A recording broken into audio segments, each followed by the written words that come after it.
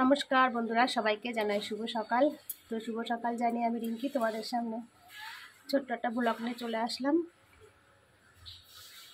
তো আমি এই সকালবেলায় কাজ থেকেই আজকে ব্লগটা শুরু করলাম। বাড়ির থেকে ব্লগটা শুরু করতে পারিনি, বাড়ি একটু কাজকর্ম করতে করতে দেরি হয়ে গেছিলো। তারপর দৌড়াতে দৌড়াতে কাজে এসেছি, দেখছো না হাঁপিয়ে যাচ্ছি কেমন কথা বলতে যেয়ে। তারপর অতিরিক্ত ঠান্ডা লেগেছে, সারা রাত খুব কেশেছি, কাশি হয়েছে প্রচণ্ড।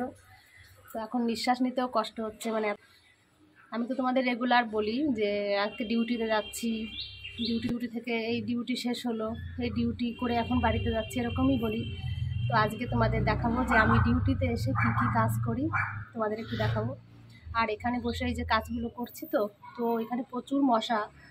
তো এখন এই যে ডিমের ট্রে জ্বালিয়েছি, তো এটা নিয়ে এটা সাইডে রেখেই বসে এখন এই যে কাজ করছি।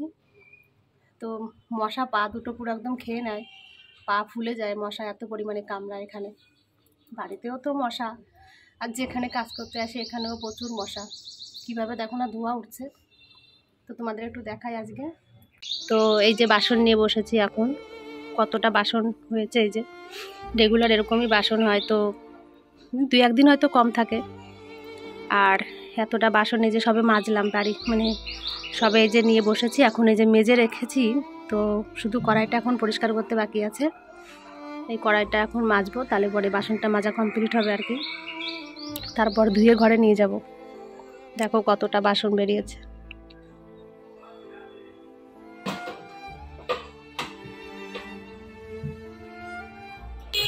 এই রান্নাঘরের বাসনগুলো গুছিয়ে তারপর রান্নাঘরটা মুছে এখন আসলাম ঘরে।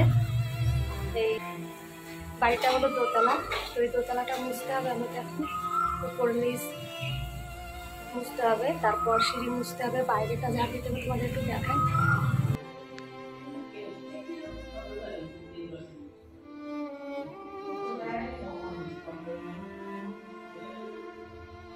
এই যে সিঁড়িটা মুছতে হবে। আর এখন এই যে চলে আসলাম উপরে, আমি উপরটা ঝাড় দেবো, নিচটা ঝাড় দেবো, তারপর মুছবো।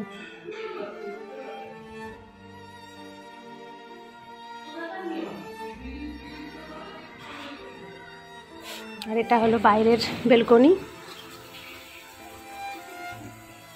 আর এই যে বাইরেটা জল বসিয়ে দিয়ে আসছি, এখানে ধুতে হবে চারিপাশটা, বাইরেটা পুরোটা ধুতে হবে।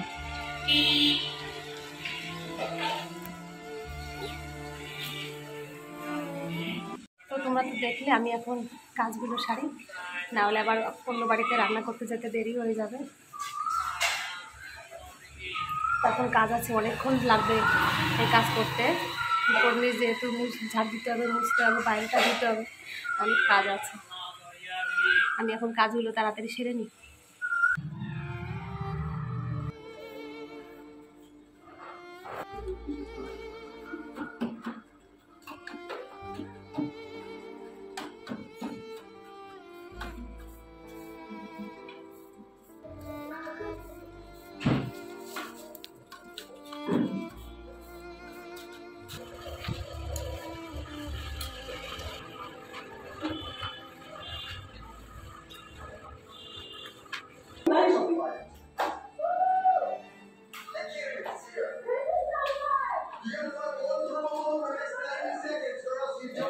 এই একবারই কাজ সবে হলো, এখন যাচ্ছি রান্নার বাড়িতে, কিন্তু অনেকটা দেরি হয়ে গেছে রান্নার বাড়ি যেতে। কিন্তু কি বলবে সেটাই চিন্তা করছি এখন।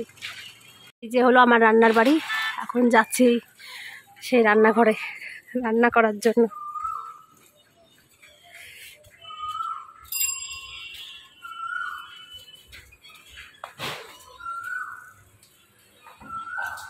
এই কাকিমার বাড়িতে চলে আসলাম রান্না করতে। তো আজকে তো দেরি হয়ে গেছে, তবুও কাকু কাকিমা এত ভালো মানুষ, কিছু বলেনি। অবশ্য আজকে রুটি করতে পারলাম না, কাকু আজকে রুটি খেতে পারেনি, তো কাকু আজকে মুড়ি খেয়ে নিচ্ছে। তো আমারই খারাপ লাগছে, কিন্তু কাকু কাকিমা খুব ভালো মানুষ, কিছুই বলেনি। তো মুড়ি খেয়ে নিচ্ছে কাকু এখন, আর আমি এখন রান্না করছি এখানে। আর তো আমি কাকিমার বাড়িতে আজকে কি কি রান্না করছি তোমাদের একটু দেখাই। এই যে এসে এখানে ভাত বসিয়ে দিয়েছি, আর এইমাত্র আলু কাটলাম। এটা পোস্ত দিয়ে রান্না করব, সজনের ডাঁটা কাটতে হবে, ওই যে রেখে দিয়েছি সজনের ডাঁটা, কাটবো, ওটা এখনও কাটতে পারিনি। তো আলুটা একটু ভাজা বসিয়ে দিই, তারপর সজনেটা কেটে পোস্তটা বেটে নেব। আর এদিকে এই যে বোয়াল মাছ ভিজিয়ে রেখেছি, বোয়াল মাছটা রান্না করব।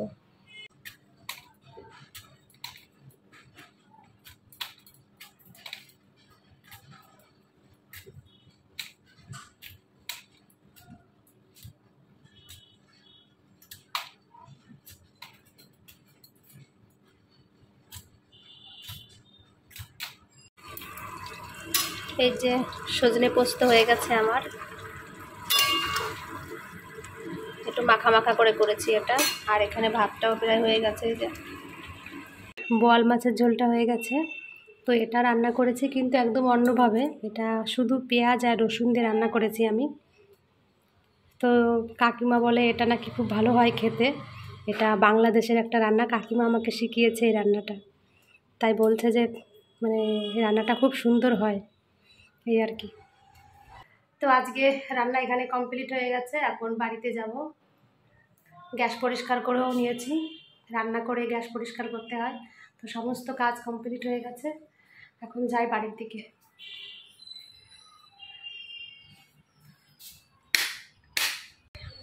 এখন এই যে বাড়ির দিকে যাচ্ছি। তো এখন তো আমার কাজ মাত্র 2টো আছে, কিন্তু এমন এক সময় ছিল আমার কাজ 5টা থেকে 6টা কাজও আমি করেছি। মানে অনেক সকালে 6টার সময় বেরিয়েছি, বাড়ি ঢুকতে ঢুকতে 1:30 2টো বেজে গেছে আমার কাজ করতে করতে। তো এখন তো কাজ নেই, 2টো কাজ নিয়েই চলছে আপাতত।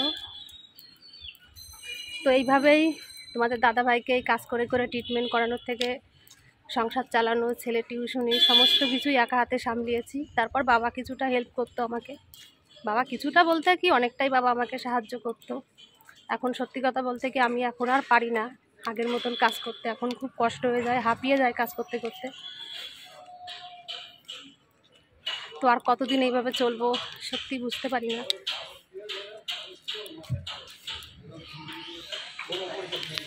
এই যে এত কাজ করে মানে মাস গেলে তো একটা মাইনে পায়, সেই টাকাটা নিয়ে ঘরে যাই, ঘরে শুধু ঢুকতে যতক্ষণ দেরি, বেরাতে দেরি নেই। আমি একটা টাকা এত কষ্ট করে ইনকাম করি, একটা টাকা আমি নিজের জন্য সত্যি খরচ করতে কোনো দিন পারিনি। সবই এই সংসারের জন্যই করেছি, এখনও সমানে করে যাচ্ছি, কিন্তু আর কত পারবো আমি সত্যি জানি না। আমিও এখন বড় ক্লান্ত হয়ে গেছি, আজ অনেকটা বছর ধরে তো এইভাবে কাজ করছি। মানে দাদা ভাইয়ের যত বছর এই রোগ, তত বছর ধরে আমাকে এইভাবে সংসার চালাতে হচ্ছে।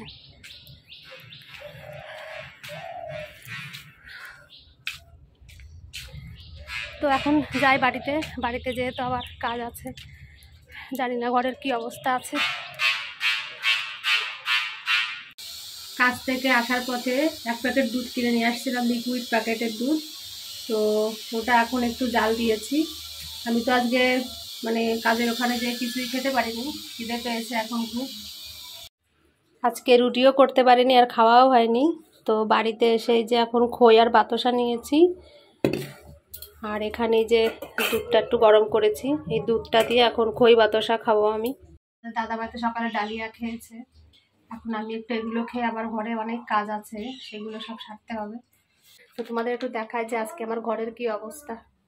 এই যে বাড়িতে এসে মানে আজকে লেপটা একটু রোদ্দুরে দিয়েছি, তো এই খাটে অনেকটা নোংরা ছিল, তো লেপ কাঁথা সব এসে পরিষ্কার করছি। এই যে কদিন শরীরটাও ভালো ছিল না, ঠিক মতন পরিষ্কার করতে পারিনি।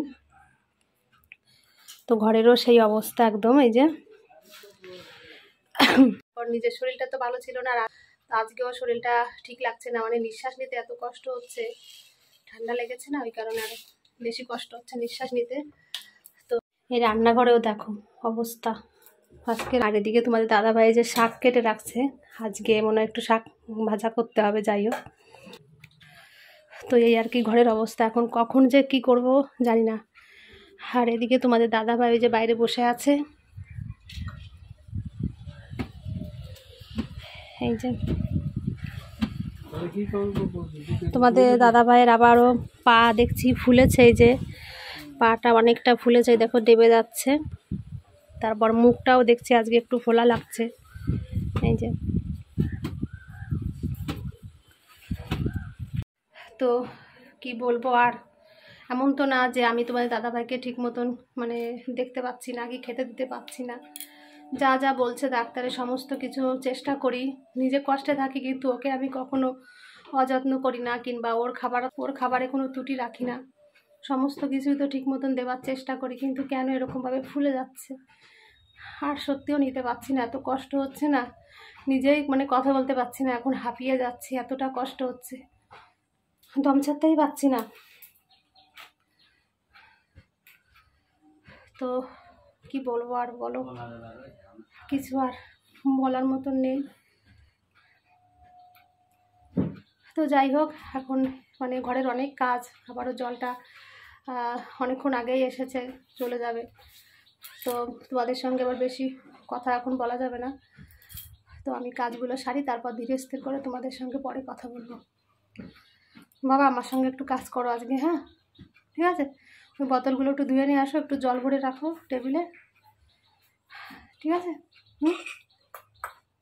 কাজকর্ম সব সেরে স্নান করে তারপরে রান্না করে আসলাম। তো আজকে রান্না করছি একটু শাক ভাজা, তোমার দাদাভাই তো শাক কেটে রেখেছে, সেই শাকটা ভাজা করব। আর একটু ভেন্ডি সিদ্ধ দিয়েছি এখানে পাটিতে করে, আর ভাত বসিয়েছি, আর একটু মাছের ঝোল রান্না করব শুধু আলু দিয়ে, ব্যাস, আর কিছু রান্না করব না। এখন আমি তাড়াতাড়ি রান্নাটা সারি, তারপর তোমাদের সঙ্গে আবার পরে কথা বলছি। সকালে একটু খই আর দুধ খেয়েছি না, এখন খিদে পেয়ে গেছে, তো তাড়াতাড়ি আমাকে সেদিন রান্না করতে হবে। সারাদিন তো অনেক যুদ্ধ হলো, এখন এই রান্নাটা শেষ হলো। রান্না শেষ করে তারপর আমরা খাওয়া দাওয়া করলাম, সবাই একসঙ্গে খাওয়া দাওয়া করে এখন এই যে বারান্দার খাটে এসেছি একটু বিশ্রাম করব বলে। তো বিশ্রাম কি, কোনো রকম একটু শুতে হবে আর কি, ঘুম তো আর হবে না। আবার বিকালে যেতে হবে বিরাটিতে, তোমাদের দাদাভাই বলছে নাকি এখন ওষুধ একটা শেষ হয়ে গেছে, অ্যাজিনা থেরাপি বলে একটা ছোট ছোট ঔষধ আছে, ওটা শেষ হয়ে গেছে। তো ওটা আবার আমাকে বিকালে আনতে যেতে হবে, এখন আর যেতে পারবো না। এখন একটু বিশ্রাম করব, বিকালে কাজকর্ম সেরে ওই সন্ধ্যার দিকে যাব আর কি। খিদে মানে প্রচুর খিদে পেয়েছিল, একটু খেলাম না, এখন মানে শরীরটা অস্থির করে নিয়ে আসছে। তো এখন একটু চুপচাপ করে শুলে তারপর শরীরটা আস্তে আস্তে ঠিক লাগবে।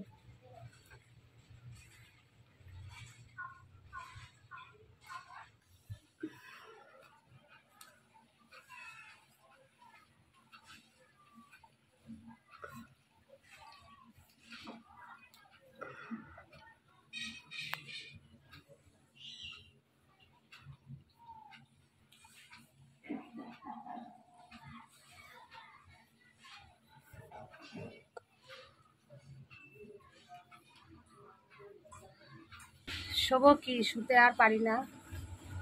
তোমাদের দাদাভাইয়ের আবারও হাত পা তো তোমাদের বললাম যে ফুলেছে, তো ব্লাডটাও হয়তো এখন অনেকটা কমে গেছে, কারণ হাতে পায়ে এখন প্রচুর যন্ত্রণা দিচ্ছে, সে আগের মতন যন্ত্রণা শুরু হয়েছে।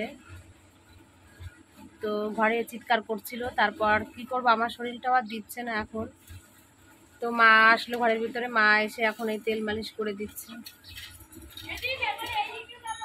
আর ভালো লাগছে না, কি করব, কোনো পথ আমি আর খুঁজে পাচ্ছি না।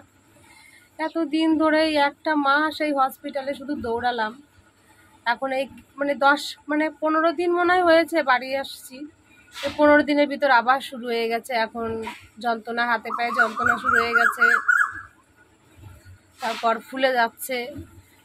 কি যে করব আমি আর সত্যি এখন আর বুঝতে পারি না যে এখন আমি কোথায় কি করব।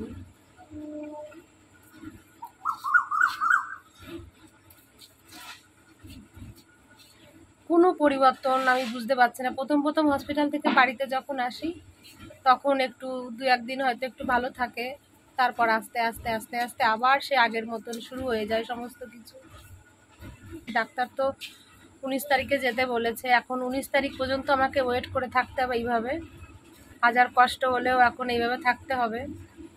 সবে আজকে 2 তারিখ হলো, তো এখনও 17